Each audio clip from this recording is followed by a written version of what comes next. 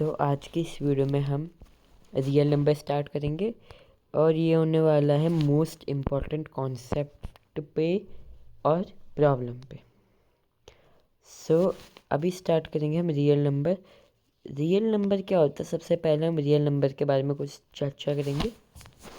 Max to max ये video जाएगी 30 to 40 minutes की, लेकिन इसको ज़रूर देखना है क्योंकि इसमें बहुत सारे बच्चों को यही नहीं पता रहता कि प्राइम स्मॉलेस्ट कंपोजिट नंबर या स्मॉलेस्ट प्राइम नंबर होता क्या है ना। क्वेश्चन आता है, प्री बोर्ड में भी आए होंगे कि नहीं के स्कूल में, कि LCM of smallest composite number या LCM of smallest composite number and smallest number, ऐसे क्वेश्चन आता है, मैंने भी देखा है। ठीक है, अभी स्टार्ट करें। रियल नंबर वो होता है जितने भी अभी तक हमने नंबर्स देखे हैं, क्योंकि अभी तुम 11th में नहीं हो तो तुम्हारे लिए रियल नंबर की ये डेफिनेशन है कि जितने तुमने अभी तक देखे हैं। रियल नंबर में दो नंबर आते हैं, एक आता है रेशनल नंबर, एक जो हम लोग पढ़ते हैं वो है रेशनल, और दूसरा भी पढ़ते हैं हम वो है इरेशनल। रेशनल रैशनल के बीच में डिफरेंस बस एक चीज़ के डिफरेंस बस एक चीज़ का है, और वो ये है कि ये इन्फिनिटी तक जाते हैं और ये इन्फिनिटी तक नहीं जाते। मेरे कहने का मतलब ये है, हम इनको पी बाई क्यू की फॉर्म में लिख सकते हैं, जहाँ पे Q not equals to zero होना चाहिए और पी और क्यू को प्राइम्स होने चाहिए। मैंने इसमें जिसको वीडियो देखनी होगी, बेसिक वाले जो होंगे, उनके लिए मैं क्या करूँगा, उनको मैं पहले ही बता दूंगा कि यहाँ तक तुम कर सकते हो, इसके आगे तुम लोग वीडियो स्किप करके दूसरा कॉन्सेप्ट देख लो, क्योंकि जो मैं कुछ कराऊंगा वो होंगे स्टैंडर्ड के क्वेश्चन, तो बेसिक वालों का कोई मतलब नहीं बनता उसको देखने का।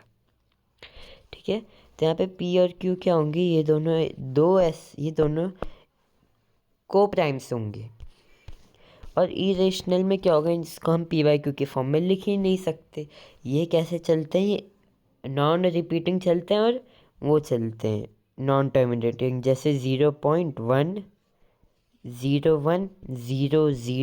ऐसे चलते जाते हैं। इनका कोई भी सीक्वेंस हो सकता है, लेकिन ये नॉन टर्मिनेटिंग होते हैं।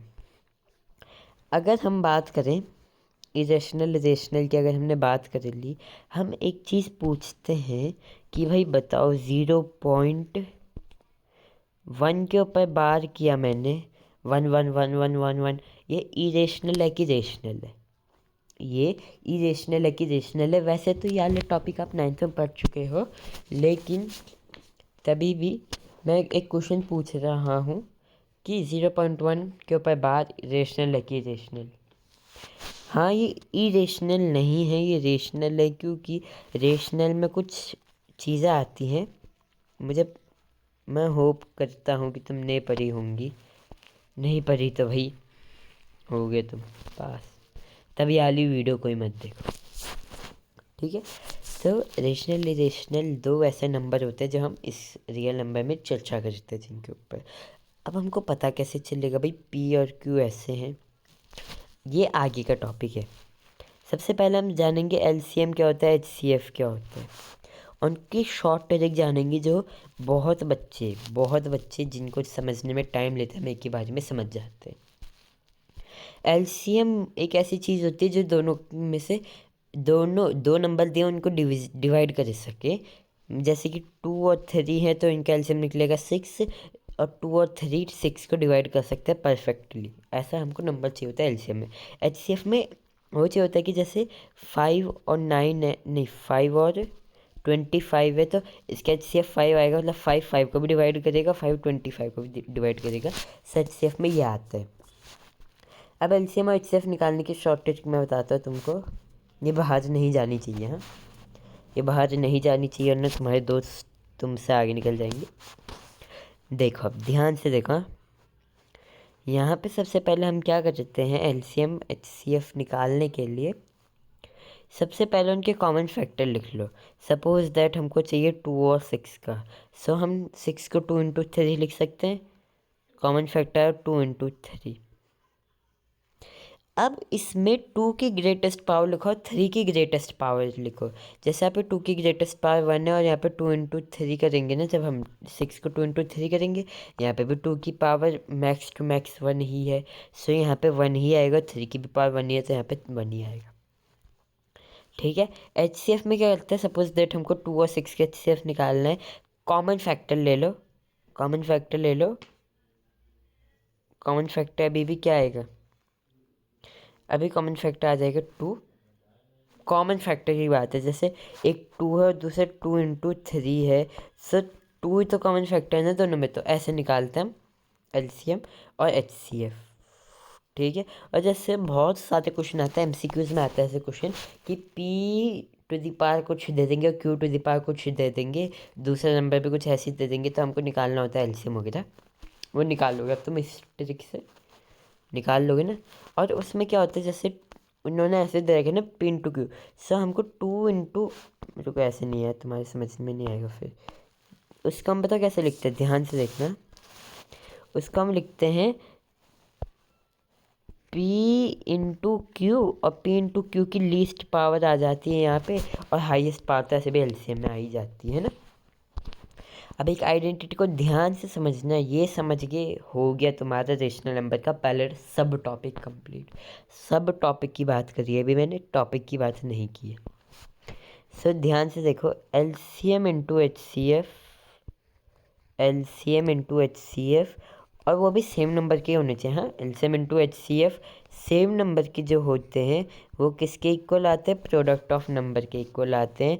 मतलब क्या हो गया, LCM of A into LCM of A B है और HCF ऑफ A B है, तो ये इक्वल आएगा A इंटू B के।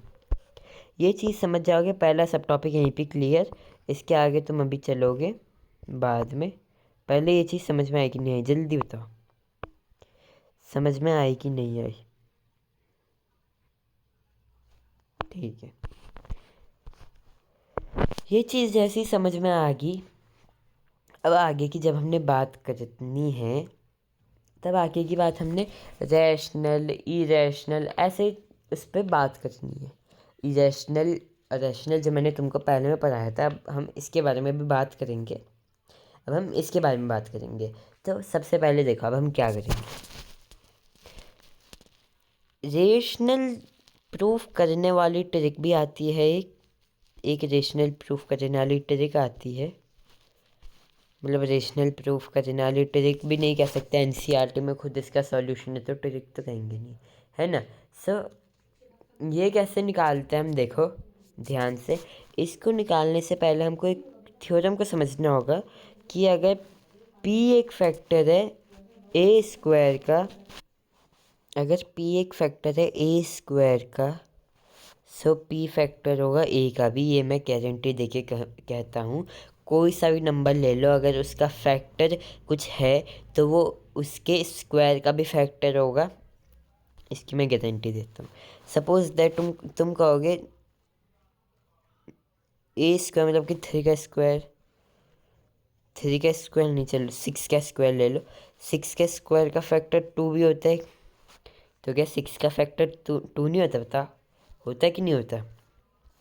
ये चीज़ समझ के तुमको रेशनल प्रूफ करने में बहुत आसानी होगी, बहुत ज़्यादा। देखो अब सबसे पहले हमको क्या करना होता है। सपोज दैट हमको बोला कि √2 is irrational, prove that √2 is irrational, prove that √2 is irrational. अब हम ये वाला सम सॉल्व करेंगे। इसके बाद मैं एक स्टैंडर्ड का क्वेश्चन कराऊंगा, सो बेसिक वाले स्किप कर देना। मैं भी कह रहा हूँ बेसिक वाले स्किप कर देना, क्योंकि मेरे को पता है बेसिक वालों ने मैथ्स बेसिक क्यों लिए। ठीक है, अब देखो कैसे करेंगे। √2 है, तो सबसे पहले हम क्या कहते हैं कि अगर लेट्स से √2 एक रेशनल नंबर है, हमने बोल दिया चलो √2 इरेशनल है ही नहीं, हम √2 को रेशनल प्रूफ कर दिया। मतलब रेशनल है, √2 इज़ रेशनल। और रेशनल नंबर को हम किस फॉर्म में कर देते थे, PYQ की फॉर्म में कर देते थे, जहाँ पे पी और क्यू को प्राइम्स होता था, Q is not equals to zero. ये पूरी चीज़ लिखनी बहुत ज़रूरी है कि पी और क्यू आर को प्राइम्स, ये भी लिखना, ठीक है। मैं नहीं लिख रहा हूँ पर तुम लिखना। अब क्या करेंगे हम, अब हम करेंगे स्क्वायरिंग बोथ साइड। लिखना है स्क्वायरिंग बोथ साइड। ये कैसा, ये क्या आएगा, यहाँ पर टू आ गया, यहाँ पे पी स्क्वायर आ गया, यहाँ पे क्यू स्क्वायर आ गया। आया कि नहीं आया? ठीक है भाई। अब हमने क्या बोला, क्यू स्क्वायर को उधर भेज दो। अब हमने क्या बोला, क्यू स्क्वायर को उधर भेज दो, तो टू क्यू स्क्वायर आ गया। अब ये पी स्क्वायर के इक्वल आ गया, बस। अब बात आती है वो थ्योरम की जो मैंने बताई थी, जो मैंने अभी बताई थी वाली थ्योरम की बात आती है कि टू क्यू स्क्वायर जो है वो पी स्क्वायर का फैक्टर है। मतलब टू एक फैक्टर है पी स्क्वायर का, टू एक फैक्टर है किसका, पी स्क्वायर का। तो पूरा लिखना है to is a factor of P square.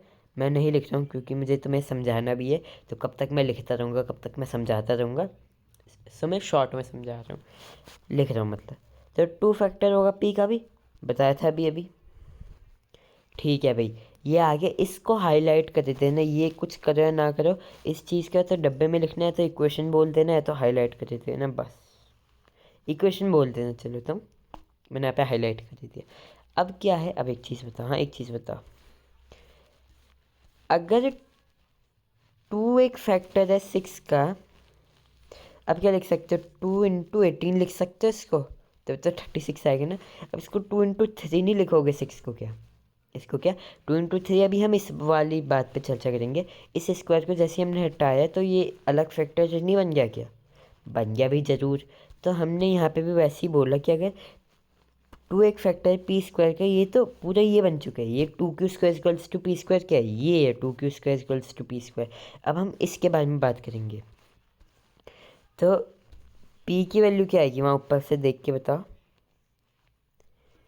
P की वैल्यू क्या आएगी, जल्दी बताओ। पी की वैल्यू आएगी टू और something upon something this, two into something. अब उस समथिंग को हम लेट करेंगे आर ए बी, कुछ भी लेट कर लो, बस पी और क्यू मत लेट कर देना क्योंकि यहाँ पे पी क्यू पहले से ही है, ठीक है।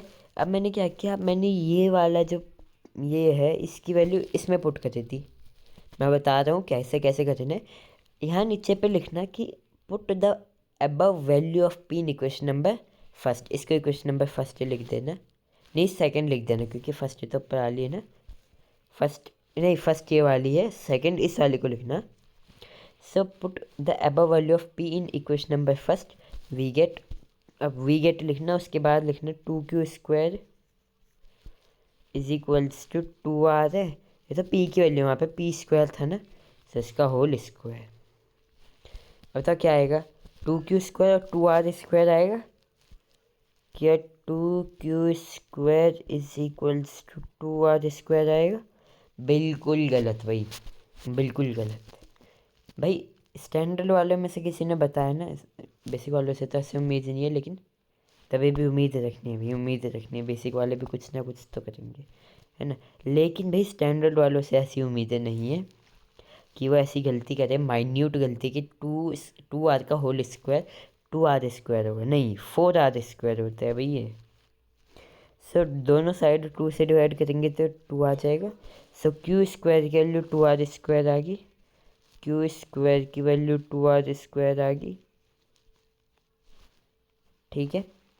तो क्या क्यू एक फैक्टर हो गया टू, मतलब सॉरी सॉरी गलत लिख जाने, टू एक फैक्टर हो गया क्यू स्क्वायर का, हो गया कि नहीं हो गया। तो क्या टू एक फैक्टर होगा क्यू का, इसको नाम दे दे क्वेश्चन नंबर थर्ड, यहीं पे हमारा सॉल्यूशन कंप्लीट हो जाता है। अब बस स्टेटमेंट लिखने की बारी है और मैं सिर्फ तुम्हें बताऊंगा, मुझे तुम्हें पता है ना मेरी आदत, मैं लिखाता कम हूँ, बोलता ज़्यादा, मैं लिखता कम हूँ, बस तुम्हें लिखना चाहता है। अब क्या लिखना है, जैसे तुमने जैसे ही इसको इक्वेशन नंबर सेकंड माना, इस नहीं ये नहीं ये, इसको जैसे ही तुमने इक्वेशन नंबर सेकंड माना और इसको जैसे इक्वेशन नंबर थर्ड माना, लिख देना from equation number first and second we get that two is a common factor of P and Q, hence the our assumption contradicts, therefore p and under root two को क्या ना, therefore under root two is a prime number, sorry under root two is a irrational number. और इसी के साथ एक identity आ जाती है, कि कोई भी प्राइम नंबर हो, कोई भी प्राइम नंबर, कोई भी ज़िंदगी में कोई भी प्राइम नंबर ले लेना, रियल नंबर का प्राइम नंबर ले लेना, उसको अंडर रूट में डाल देना, ये हमेशा इरेशनल आएगा। लिख के देता हूँ, ये हमेशा इरेशनल आएगा। लिख के देता हूँ, ये हमेशा क्या आएगा, इरेशनल आएगा। अब जो है बेसिक वाले स्किप कर लो, क्योंकि अब हम एक स्टैंडर्ड का क्वेश्चन करने वाले हैं। और स्किप कर लो, तुम स्किप कर लो, मैं तुम्हें ज़्यादा नहीं कहना चाहता, ठीक है, स्किप कर लो तुम। सो अब हम स्टैंडर्ड का क्वेश्चन करेंगे कि √2 + √3 इज़ इरेशनल। हमको ये चीज़ प्रूव करनी है, ये इरेशनल, ये क्या इरेशनल है, हमको ये चीज़ प्रूव करनी है। और आज तक मुझे एक चीज़ समझ में नहीं आई आज तक, कि तुम्हारे स्कूल के टीचर क्या करते हैं भाई सही में। नहीं, मैं बताऊँ तुमको, अगर तुम्हारे स्कूल में वाला क्वेश्चन कराया होगा, वैसे मुझे नहीं पता कराया कि नहीं कराया, लेकिन अगर कराया होगा, अगर कराया होगा, तो वो लोग बताओ क्या कर देते हैं, मुझे उनका पागलपन अभी तक समझ में नहीं आया। वो पहले क्या करेंगे, √2 यहीं पे, √2 को यहीं पे रखो, √3 को उधर भेज दो। उसके बाद बोलेंगे √3 तो इरेशनल था पहले से ही, तो √2 + √3 इरेशनल था, और पता नहीं किस किस इक्वेशन में डाल के फिर प्रूव करते हैं। नहीं, एक चीज़ बताओ, हाँ, 0 नहीं, 5 + इन्फिनिटी क्या मैंने किसके इक्वल आएगा, इन्फिनिटी के ही तो इक्वल आएगा। वैसे ही एक आइडेंटिटी आती है कि इरेशनल प्लस रेशनल, या इरेशनल इंटू इरेशनल, या irrational divided by irrational, irrational multiply irrational, plus minus into divide, सब कर लो, इसका आंसर हमेशा इरेशनल ही आएगा। तो एक चीज़ बता, अगर √3 पहले से हमने इरेशनल बता रखा है, वो वाली कुछ में वो घटिया सी क्वेश्चन पता नहीं क्या बनाते हैं, तो भाई ये वाली आइडेंटिटी लगा दो, लिख दो भाई ये है। नहीं नहीं, बस इतना ही तो काम करना होता है, नहीं इतना लंबा क्यों किया तुमने, है ना। लेकिन कोई बात नहीं यार, मार्क्स इसी पे मिलते हैं, this is India's education system, कोई बात नहीं, लेकिन मार्क्स इसी पे मिलता है। तो क्वेश्चन कौन सा करना है, ऐसी वाले मेथड से करना है। अब देखो कैसे करते था मेथड, हाँ तो सुनो अब कैसे करना है। √2 + √3 को हमने वापस से मानने की, ये इरेशनल नहीं है, ये रेशनल चीज़ है भाई, ये रेशनल नहीं है, ये क्या रेशनल चीज़ है, वही पहले वाली चीज़। सो क्या ये p/q के इक्वल होगा, सो क्या ये p/q के इक्वल होगा, पक्का होगा, पक्का एकदम, लिख दो p/q। ये मैं टीचर वाला मेथड नहीं करा रहा हूँ, मैं पहले ही बोल रहा हूँ, टीचर वाला मेथड चाहिए, मैं नहीं करा रहा भाई, तुम देख लेना गूगल वगैरह पे मिल जाएगा कहीं पे, पर मैं वाला क्वेश्चन मैं वैसे नहीं करा सकता भाई, ठीक है। देखो अब क्या है, √2 + √3, ये p/q के, इस पर भी मार्क्स मिलेंगे, इस पर भी वैसे ही सेम लॉजिक लग रहा है, ठीक है, इस पर भी सेम लॉजिक लग रहा है। मार्क्स दोनों पे मिलना है, ये वाले पे ले लो चाहे ये वाले पे ले लो, लेकिन दोनों ही वैसे ही हैं, दोनों ही वैसे ही हैं। चलो कोई बात नहीं, लेकिन तभी भी कर लेते हैं। अब मैंने क्या किया, सबसे पहले ये जो p/q है, मैंने इसको इधर लेके आ गया, और ये जो √5 है वो मैं, मतलब सॉरी, √3 मैं उधर लेके चले गया, वो जो √3 है मैं उधर लेके चले गया, और p/q को इधर लेके आ गया। सो क्या ये √2 माइनस का p/q आ जाएगा, और वहाँ पे माइनस का √3 आ जाएगा। अगर मैंने यहाँ से माइनस का साइन कॉमन लिया तो क्या p/q माइनस का √2 आ जाएगा, ये किसके इक्वल आएगा, √3 के इक्वल आएगा, ये मैंने मान लिया। चलो भाई, अब ये लोग क्या बोलते हैं, हमको बोथ साइड क्या करनी है, स्क्वायरिंग करनी है। अगर मैंने बोथ साइड स्क्वायरिंग की तो आंसर आ जाता है p², आंसर क्या आता है p²/q² माइनस, बता अभी आंसर क्या आएगा, 2 ही आएगा, टेंशन मत लो, यहाँ पे भी 3 ही आएगा, यहाँ पे भी टेंशन मत लो, यहाँ पे भी टेंशन मत लो। क्या इतना ही आएगा, क्या इतना ही आएगा, बिल्कुल नहीं भाई, नहीं मतलब मैं गलत कर रहा हूँ तो तुमको गलत ही करना है। मैं तो तुम्हें चेक कर रहा हूँ। देखो ऐसे नहीं करते हैं, ये a माइनस बी का होल स्क्वायर नहीं है क्या? सो क्या A square plus B square minus का 2a भी नहीं आएगा क्या? माइनस का 2p by Q under root 2 आ जाएगा क्या? Into under root of 2। चलो भैया आ गया। 20 मिनट हो गए भाई, हमारा अभी यही चल रहा है। अब तो बहुत है, थोड़ा सा आगे और है। क्वेश्चंस पे भी बात करेंगे। वैसे मेन तो क्वेश्चंस के लिए था, लेकिन कॉन्सेप्ट भी तो समझना है। ऐसे तुम महंगे के बिना पढ़े ही आ जाते हैं यहाँ पे। कोई बात नहीं, तो 3 ही खुलेगा, इसका तो और कुछ होगा भी नहीं। इसका क्या, इसका कुछ और हो सकता है बताओ? नहीं, इसका कुछ और तो हो ही नहीं सकता ना। अब क्या करेंगे, हम इस वाली चीज़ को पूरा यहाँ पे लेके आ जाएंगे और इस वाली चीज़ को पूरा यहाँ पे लेके आ जाएंगे। हाँ, इस वाली चीज़ को यहाँ पे, इस वाली चीज़ को यहाँ पे, तो क्या आ जाएगा? P square upon Q square, और वो प्लस का 3 और यहाँ पे आ गया तो माइनस का 3 और ये माइनस का 1 आ गया। और वहाँ पे जाके क्या हो गया, यहाँ पे आके हो गए 2 under root of 2 P by Q. हुआ कि नहीं हुआ? 2 under root of 2 P by Q. ठीक है, अब वही पागलपन वाली बातें मेरे को पहले पूरा सॉल्व करने दो। अब यहाँ नीचे लिख दो बस पी स्क्वायर, पहले एलसीएम ले लो, P square minus Q square whole divided by P square, this will equals to 2 under root of 2, 2 under root of 2 और पी बाई क्यू, और पी बाई क्यू। वैसे मैं तुम्हें एक बेस्ट मेथड सिखा रहा था, बेस्ट मेथड, लेकिन उसके मार्क्स ज़्यादा नहीं मिलते, मार्क्स इसी के ही मिलते हैं गलत चीज़ के। This is India's education system, मुझे नहीं पता क्यों। पर सुनो अब क्या कहते हैं। अब मैंने बोला भाई, अब देखो, अब मुझे याद आई, अब मेरी आंखें खुली कि अंडर रूट 2 इरेशनल है। भाई पहले आंखें क्यों नहीं खुली हैं?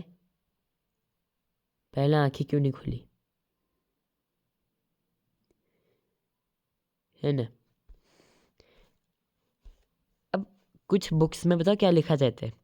मैं एक और फैक्ट बताता हूँ, कुछ बुक्स में लिखा रहता है या मेरे को हंसी आती है सही में उन बुक्स को पढ़ के, कि ना अगर हमने पूरा इसको अंडर रूट 2 को उधर मतलब पी बाई क्यू को ऐसे कर दिया हमने, तो क्यू बाई पी आ गया, Q by P into Q by P into ये P square minus Q square upon P square, P square minus Q square upon P square, ये कर दिया। और यहाँ पे सिर्फ क्या बचा? अच्छा, यहाँ पे अंडर 2 भी मल्टीप्लाई में रख दो, तो यहाँ पे बचा सिर्फ अंडर रूट 2। अब क्या बोलेंगे, अब देखना ध्यान से। स्टैंडर्ड वाला है, बेसिक वालों की बारी आने वाली है, मतलब दोनों की बारी आने वाली है। अब देखो क्या है, अब बोला, ध्यान से देखो, अब सुनो। अब वो बोलते हैं ये पूरी चीज़ रेशनल है और ये अंडर रूट 2 रेशनल है, और ये फैक्ट को नेग्लेक्ट कर देती है कि ये under root of prime number rational होता है, तो रेशनल होता है। सो ये पूरी चीज़ हमने जितना भी किया कॉन्ट्राडिक्ट हुआ, ये दिस इज इरेशनल। ठीक है, ठीक है, ये इरेशनल। ठीक है, सब बेसिक वालों की बारी आ चुकी है, तो समझ चुके हो ना इंडिया का एजुकेशन सिस्टम। कोई बात नहीं। अरे आज शॉर्ट ट्रिक वाली कहाँ से आई वीडियो, चलो कोई बात नहीं। हमारी शॉर्ट ट्रिक वाली भी थी वो पैरेललोग्राम की, अगर आपने देखी नहीं है तो देख लेना। ठीक है, अब बात आती है कॉम्पोजिट नंबर की, प्राइम नंबर की। किसके ऊपर बात करेंगे अब हम? प्राइम नंबर की, कॉम्पोजिट नंबर की। प्राइम और कॉम्पोजिट ये दोनों हैं, जैसे इंग्लिश में आप लोगों ने सुना होगा कौन एंटोनिम्स एंड सिनोनिम्स, ऐसे ही हैं ये दोनों, मतलब कि इक्वल, मतलब कि ये दोनों हमेशा अलग अलग चलते हैं। प्राइम नंबर वो होते हैं जिनके या तो फैक्टर 1 होता है फर्स्ट, क्योंकि वो तो बहुत ज़्यादा भोला भाला नंबर है। एक तो एक तो सबसे डिविजिबल हो जाता है, और ये नंबर खुद, और ये नंबर खुद जैसे 2, 3, 5, 7, 11 ऐसे। कंपोजिट नंबर वो होते हैं जिनके फैक्टर 2 से ज़्यादा होते हैं, जैसे 4 ले लो, 2 इंटू 2 इंटू 2 इंटू 2 होता है, 4 इंटू 1 होता है, 4 फैक्टर आगे। ठीक है, 6 ले लो, 2 इंटू 3 और 6 इंटू 1, ऐसे नंबर होते हैं कॉम्पोजिट नंबर। अब हमको क्वेश्चन आता है प्रूफ करने के लिए, बेसिक वालों के लिए भी है ये, हाँ मतलब मिक्स है दोनों। तो देखो बेसिक वाले भी देखो, क्वेश्चन बोलता है कि 1+2+3, 1+2+3 इंटू 3, ठीक है। 1+2+1 इंटू, सॉरी गलत क्वेश्चन बना दिया मैंने, 1 × 2 × 3 + 3, this is equals to composite number, ये हमको प्रूफ करना है। सो हमने क्या किया यहाँ पे देखा, जैसे हमने दो नंबर ऐसे रिपीट हो रहे हैं, हमने 3 कॉमन ले लिया, ठीक है। 1 × 2 = 2, ये कंप्लीट हो गया। यहाँ पे 3 यहाँ पे बाहर पे आ गया क्योंकि मल्टीप्लाई पे था, यहाँ पे प्लस साइन आ गया और 3 की जगह 1 आ गया यहाँ पे, ठीक है। यहाँ पे 1 आ गया। अब 3 × 3, अब 3 × 3 2 + 1 3 होता है, सो 3 × 3 9 है। उसको भी नहीं देखना हमने बस ये देखना है 3 × 3 फैक्टर आ गया, कॉम्पोजिट नंबर लगा दो। अब बहुत बच्चे पूछते हैं, बेसिक वाले स्टैंडर्ड वाले भी पूछते होंगे, कोई बात नहीं, कि 1 क्यों आता है। क्योंकि अगर हमने जब यहाँ पे मल्टीप्लाई करना है, सो यहाँ पे जगह तो बचनी चाहिए ना, प्लस के बाद कुछ ना कुछ तो लिखना है, तभी तो यहाँ पे 3 लिखा हुआ, सो हमने इसीलिए किया हुआ। अब बात करते हैं आगे की, बात चलेगी अब किस पे। अभी देखो हाँ, टॉपिक बहुत सारे तो नहीं बचते हैं क्योंकि रियल नंबर छोटा टॉपिक है। अभी देखो अब हम अभी हम करते हैं, अब लास्ट में आते हैं एक टॉपिक, 2 टॉपिक सॉरी, इसके बाद रियल नंबर कंप्लीट। और लिखते रहना आप लोग, लिखते रहना, मैं कह रहा हूँ लिखते रहना, जब तक मैं करा रहा हूँ तब तक लिखते रहना।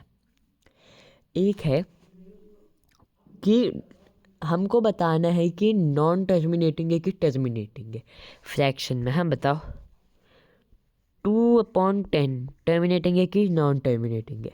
और वैसे ही मैंने एक और क्वेश्चन पूछा 2/3 टर्मिनेटिंग है कि नॉन टर्मिनेटिंग। ये तो आप कैलकुलेशन भी करोगे, सब पता लगा दोगे कि 0.2 आएगा, ये 0.2 है तो टर्मिनेटिंग है, और ये 0.6 के ऊपर बार है नॉन टर्मिनेटिंग। लेकिन ऐसे प्रूफ करने की जब बजाय अगर हमको कोई भयंकर नंबर दे दिया तो हम कैसे करेंगे भाई, ठीक है। ध्यान से सुनना, ध्यान से एकदम, जिसके डिनोमिनेटर में कोई भी, डिनोमिनेटर की तो बात ही नहीं, डिनोमिनेटर में जिसके 2m इंटू 5 ये m और n नॉन नेगेटिव इंटीजर है, मतलब कि नेगेटिव नहीं हो सकते, पॉजिटिव ही हैं और रियल नंबर है, ठीक है।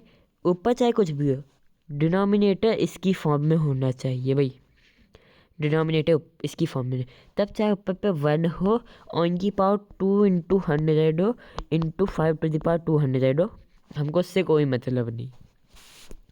अब पता कैसे चलेगा, पता तो चल गया कि टर्मिनेटिंग नॉन टर्मिनेटिंग कितने डिजिट के बाद।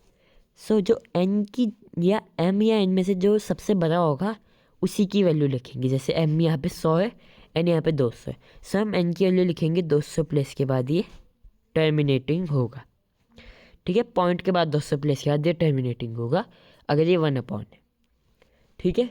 इतना समझ में आया, इतना समझ में आ गया तो जो लास्ट का टॉपिक है वो भी समझ में आ जाएगा। पर उससे पहले क्वेश्चन देता हूँ मैं, कमेंट में बताना इसका आंसर। 5/625 टर्मिनेटिंग है कि नॉन टर्मिनेटिंग। और देखो क्वेश्चन है, रुको ये अभी मैं तुमको बताऊँगा, एक्सप्लेन करूँगा। 13/65 टर्मिनेटिंग है कि नॉन टर्मिनेटिंग। अब बोलोगे तुम लोग भाई, और 2 और 5 के अलावा कोई नंबर नहीं आने चाहिए, हाँ, ना तो 2 ना तो 3 ना तो 5 ना तो 3 ना तो 4, नहीं 4 को भी 2 × 2 होता लिख सकते, 6 भी नहीं आ सकता, 3 आ ही नहीं सकता, 2 और 5 के टर्म्स में ही होने चाहिए बस, ठीक है। सो इसको बहुत बच्चे सॉल्व करेंगे, 13 × 5 से नॉन टर्मिनेटिंग। लेकिन भाई एक चीज़ बता, अगर मैंने इसको काट दे दिया तो 1/5 नहीं होगा क्या? अगर मैंने इसको काट दे दिया तो 1/5 नहीं होगा क्या? तो हम इसको 2⁻0 क्या होता है, 1 होता है, इंटू 5⁻1 होता है।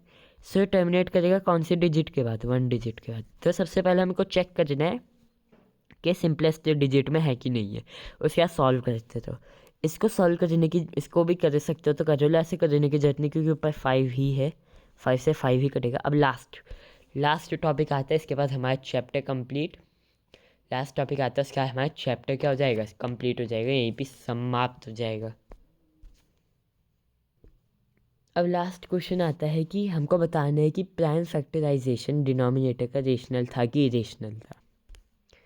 मतलब कैसा था प्राइम फैक्टराइजेशन डिनोमिनेटर का, क्वेश्चन गिवन है, मतलब किसी का ही वैसे वर्षा 34.125 है। क्या आप लोगों के लिए होमवर्क में कर लेना, और अगर डाउट में आएगा तो मुझसे पूछ लेना, ठीक है। कमेंट में पूछ लेना, कोई बात नहीं, पिन कर दूँगा, मतलब आंसर मैं सबका दूंगा। और जो मुझे भयंकर क्वेश्चन लगेगा या कोई वैलिड रीज़न या कोई टॉपिक छूट गया होगा जिसने जो कमेंट में बताएगा, या कोई क्वेश्चन उसको नहीं आता होगा, तो मैं उसको पिन करके उसका आंसर भी बता दूंगा। जो क्वेश्चन नहीं है होमवर्क वाले क्वेश्चन में नहीं, होमवर्क वाले क्वेश्चन तो मैं आंसर दे दूंगा कि होमवर्क वाले क्वेश्चन में से तुम्हारा सही होगा तो यस लिख दूंगा, गलत होगा तो नो लिख दूंगा, ठीक है। आपको इसका आंसर बताना है, लेकिन इसके ऊपर बात है बस।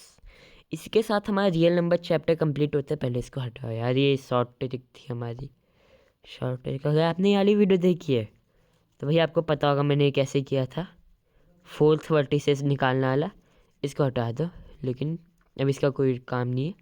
सो टोटल पन्नों में देखो आप, एक तो देखो स्टैंडर्ड वाले क्वेश्चन रियल नंबर्स में बहुत कम आते हैं। ज़्यादातर एजर्शन रीजन के क्वेश्चन ना, जब मैंने ये चीज़ लिखाई थी ना, जब मैंने ये चीज़ लिखाई थी, ये एजर्शन रीजन वाली यही आती है इससे। और ये तो आता ही, ये कम से कम 2 मार्क्स का आएगा बेसिक वाले, उसमें 5 मार्कर 3 मार्कर आ सकता है वो स्टैंडर्ड वाले उसमें, ठीक है। क्वेश्चन के अकॉर्डिंग होता है वो। और यहाँ पे ये है, इसके साथ ही कंप्लीट हो चुका है। कोई नई टाइप का क्वेश्चन आपको मिले तो प्लीज़ कमेंट में हमको बताइएगा, मैं इसका आंसर देने की दे दूँगा। चलो तो बाय बाय।